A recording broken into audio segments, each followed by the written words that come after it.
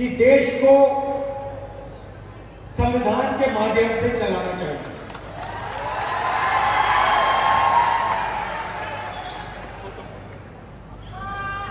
प्रधानमंत्री जी कहते हैं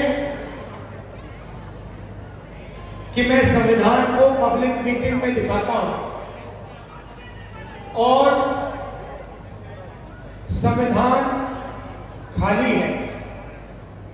संविधान उनके लिए खाली है क्योंकि उन्होंने ये संविधान जिंदगी में पढ़ा नहीं है।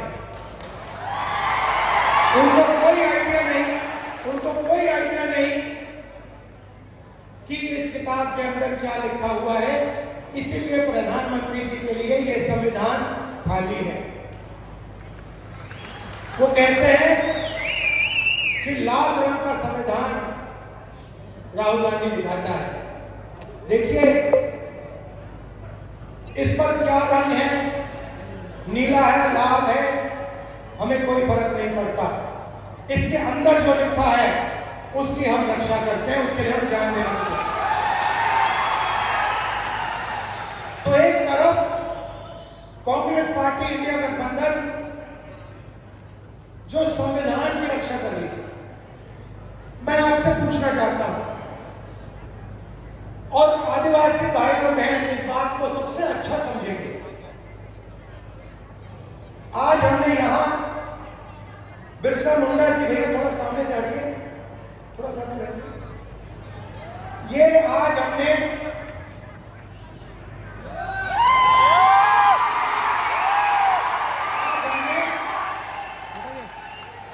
इनके सामने, बिरसा मुंडा जी के सामने हाथ जोड़े,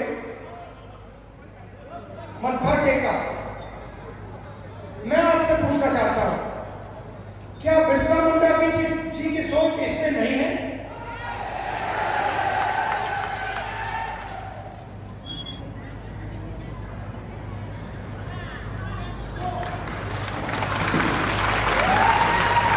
तो नरेंद्र मोदी जी कहते हैं कि यह संविधान खाली है, खोखला है, इसमें कुछ नहीं है।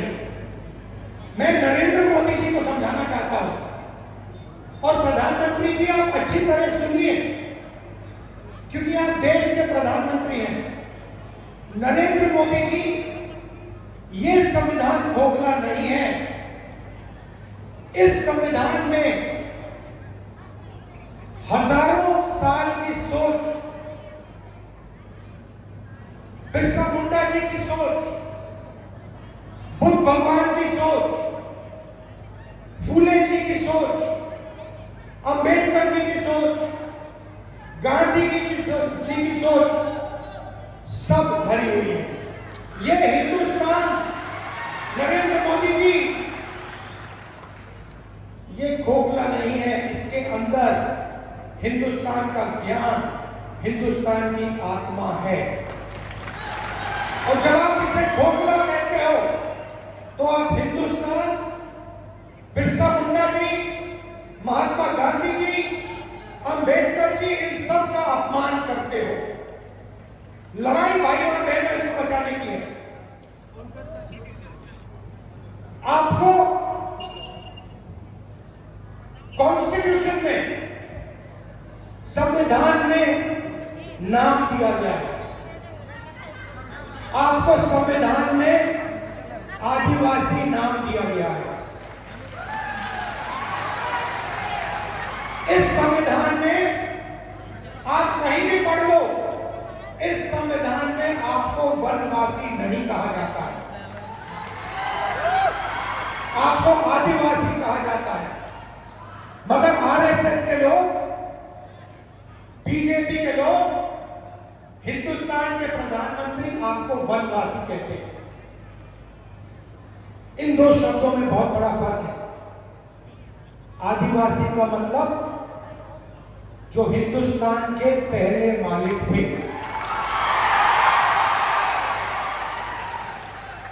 इस संविधान में बिरसा मुंडा जी ने जो त्याग किया, जो शहीद हुए, उनके शब्द हैं। इसीलिए संविधान में आपको आदिवासी नाम दिया गया है। आदिवासी नाम का मतलब समझिए। आदिवासी नाम का मतलब हिंदुस्तान के पहले निवासी, हिंदुस्तान के पहले मालिक। मतलब ये जो जल है, ये जो जंगल है, ये जो जमीन है, उसका पहला अधिकार अपना बिजनेस ना चालू करें। वनवासी का मतलब आपके बच्चे पायलट ना बने। आदिवासी का मतलब आपके बच्चे इंजीनियर बने, डॉक्टर बने, लॉयर बने, आपके बच्चे बिजनेस चलाएं, सरकार चलाएं। यह है फर्क आदिवासी वनवासी। अब दूसरी बात आपको बताना चाहता हूं, और इस बात को आप दिल में रखिए। हिंदुस्तान में आदिवासियों की 8% आबादी है। अगर आप 100 लोग चुनो तो 800 में से आदिवासी है। सही बात? तो मैंने पता लगाया, आबादी 8% है। तो मैंने पता लगाया, ठीक है भैया, अगर 8% आबादी है तो भागीदारी कितनी होनी चाहिए? अगर 8% आबादी तो कितनी भागीदारी? 8% होनी चाहिए। सही है गलत? सही है ना? बराबर है ना? अगर 100 में से 8 आप हो तो फिर भागीदारी भी होनी चाहिए 8 की। तो मैंने पता लगाया, मैंने कहा देखो भाई, पता लगाते हैं। हिंदुस्तान की सरकार में आदिवासियों की कितनी भागीदारी है? 90 अफसर हिंदुस्तान की सरकार को चलाते हैं। 90 अफसर हिंदुस्तान की सरकार को चलाते हैं। जो आप जीएसटी का पैसा देते हो, रोज देते हो, वो पैसा दिल्ली की सरकार को जाता है, उसको 90 अफसर बांटते हैं। मैं आपसे पूछना चाहता हूं, अगर दिल्ली की सरकार 100 रुपए खर्च करती है तो उसमें से आदिवासी अफसर कितने रुपए का निर्णय लेते हैं? बताइए बताइए बताइए। शांत हो गया? ये आपको मालूम होना चाहिए, ये सच्चाई आपको मालूम होनी चाहिए। भाइयों बहनों, अगर हिंदुस्तान की सरकार 100 रुपए खर्च करती है तो आदिवासी अफसर 10 पैसे का निर्णय लेते हैं। मतलब आपकी भागीदारी 100 में से 8%, आपकी आबादी 100 में से 8, आपकी भागीदारी 100 रुपए में से 10 पैसे, 90 में से सिर्फ एक अफसर आदिवासी है और उस अफसर को पीछे कोने में बैठा रखा है, उसको काम नहीं देते। बड़ी मिनिस्ट्री उसके हाथ में नहीं है, उसको कहते हैं आप आदिवासी हो, आप पीछे बैठो, आप वनवासी हो, आप पीछे बैठो। यह बदलना है। बदलने का तरीका जाति जनगणना,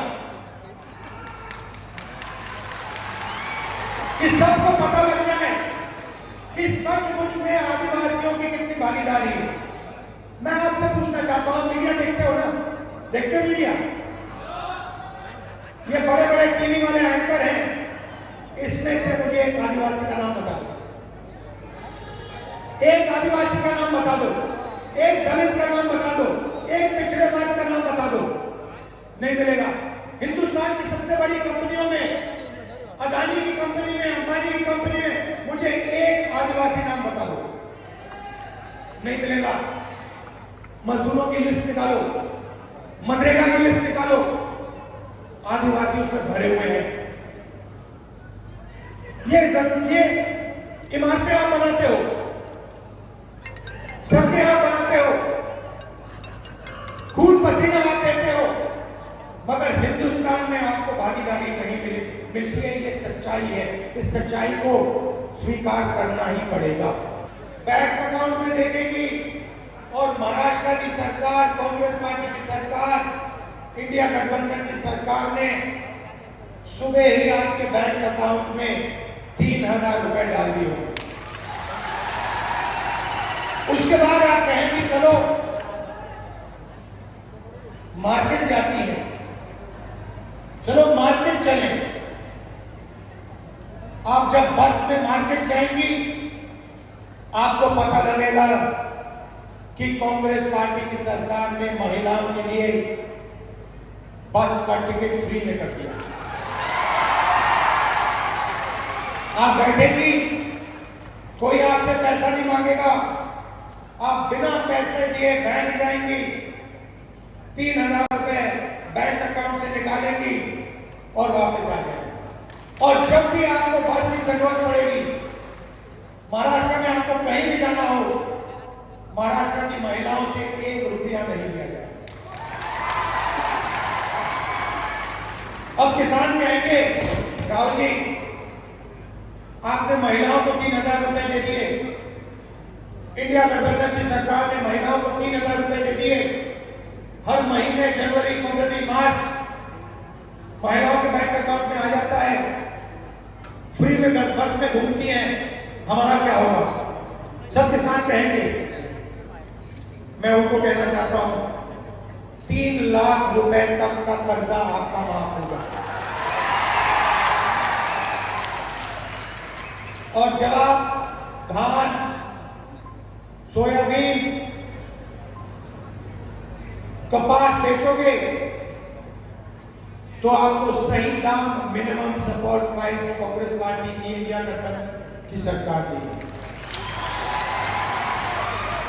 जाति जनगणना की मैंने बात कर दी, हम महाराष्ट्र में जाति जनगणना कराएंगे और पता लगाएंगे कि आदिवासियों की कितनी भागीदारी है संस्थाओं में, सरकार में, ब्यूरोक्रेसी में।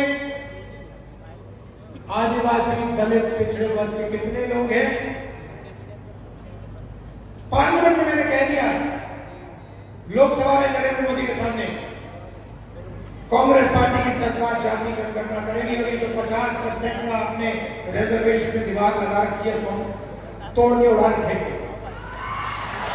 रिजर्वेशन को हम 50% से आगे ले जाएंगे। लोकसभा में मैंने बोला ये फायदा मैं आपसे कर रहा हूं, जाति जनगणना और 50% की दीवार कांग्रेस पार्टी की सरकार दिल्ली में तोड़ेगी, महाराष्ट्र की सरकार यहां तोड़ेगी। जाति जनगणना हम करके दिखाएंगे। सबसे ज्यादा कष्ट गरीबों को इलाज से होता है। गरीब किसान को दिल का ऑपरेशन करना हो, पेट का ऑपरेशन करना हो, किसी को कैंसर हो जाता है, कैंसर का इलाज करना होता है, तो गरीब किसान कर्ज में डूब जाता है, आत्महत्या कर लेता है। दिल का दौरा पड़े, कैंसर हो, किडनी की बीमारी हो, लिवर की बीमारी हो, पेट की बीमारी हो, आप अस्पताल जाओगे, 25 लाख रुपए तक का इलाज आप मुफ्त में करवाओगे।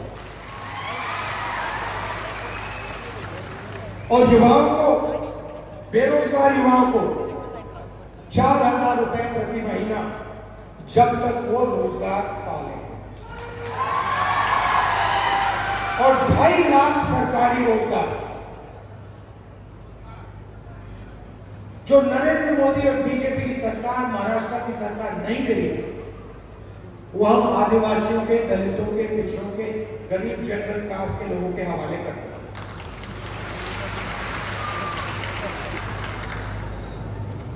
महाराष्ट्र की सरकार आपके जो प्रोजेक्ट्स हैं, जो महाराष्ट्र को रोजगार देने वाले प्रोजेक्ट्स हैं, उनको दूसरे प्रदेशों में भेजती है, और आपके लोग मजदूरी दूसरे प्रदेशों में